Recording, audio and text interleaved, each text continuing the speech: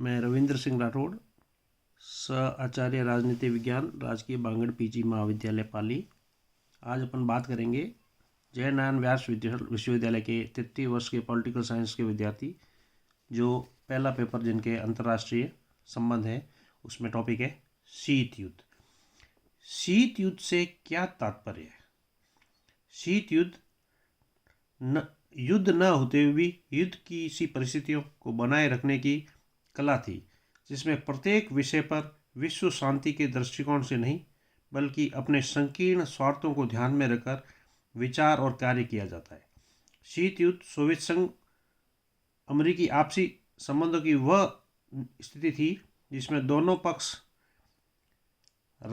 शांतिपूर्वक राजनीतिक संबंध रखते हुए भी परस्पर शत्रु भाव रखते थे तथा शस्त्र युद्ध के अतिरिक्त अन्य सभी उपायों से एक दूसरे की स्थिति और शक्ति को निरंतर दुर्बल करने का प्रयत्न करते थे। ये एक ऐसे युद्ध का था जिसका रण क्षेत्र मानव का मस्तिष्क था।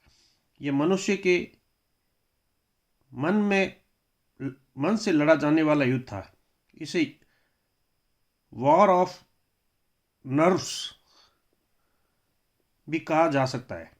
इसमें रण क्षेत्र का सक्रिय युद्ध तो नहीं होता है, परंतु विपक्षी राज्यों के सभी राजनीतिक, आर्थिक, सामाजिक संबंधों में शत्रुता भरे भाव, तनाव की स्थिति रहती थी। शीत युद्ध वस्तुतः युद्ध के नर संहारक दुष्परिणामों से बचते हुए युद्ध द्वारा प्राप्त होने वाली समस्त उद्देश्यों को प्राप्त करने का एक नूतन शस्त्र था। शीत युद्ध विशेष या विविध साधन में क्या अपनाए जाते थे? शीत युद्ध के साधन होते थे शस्त्र, गोला तथा बारूद। युद्ध के शस्त्र होते हैं ये। हालांकि शीत युद्ध के मोटे रूप में निम्नलिखित साधन थे। प्रथमतः शीत युद्ध का सबसे प्रमुख साधन था प्रचार। शीत युद्ध वाक युद्ध था। युद्ध में जो कार्य हथियारों से होता है वही कार्य शीत युद्ध में शब्दों द्वारा किया जाता है। शीत युद्ध में शब्द को ही गोला बारूद का काम करते हैं। शीत युद्ध में प्रचार का उद्देश्य था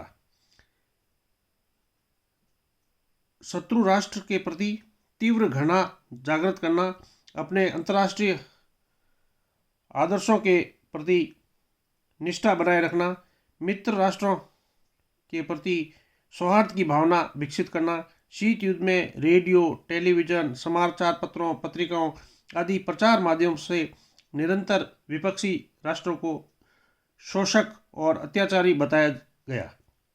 दूसरे तह शीत युद्ध का अन्य साधन अपनी शक्ति का प्रदर्शन था। अपनी सैनिक और तकनीकी शक्ति की श्रेष्ठता का प्रदर्शन और शत्रु पक्ष को कमजोर करना अपरिहार्य माना गया था। और इसी तरह कमजोर और अविकसित राष्ट्रों को आर्थिक और अन्य सहायता देना भी शीत युद्ध का एक साधन था। आर्थिक सहायता का उद्देश्य उन्हें अपने गुट में शामिल करना था। तो शीत युद्ध वास्तविक युद्ध न होकर मन की दशा से लड़ा जाने वाला, एक दूसरे को कमजोर करने वाला प्रयासों का युद्ध था। धन्यवाद।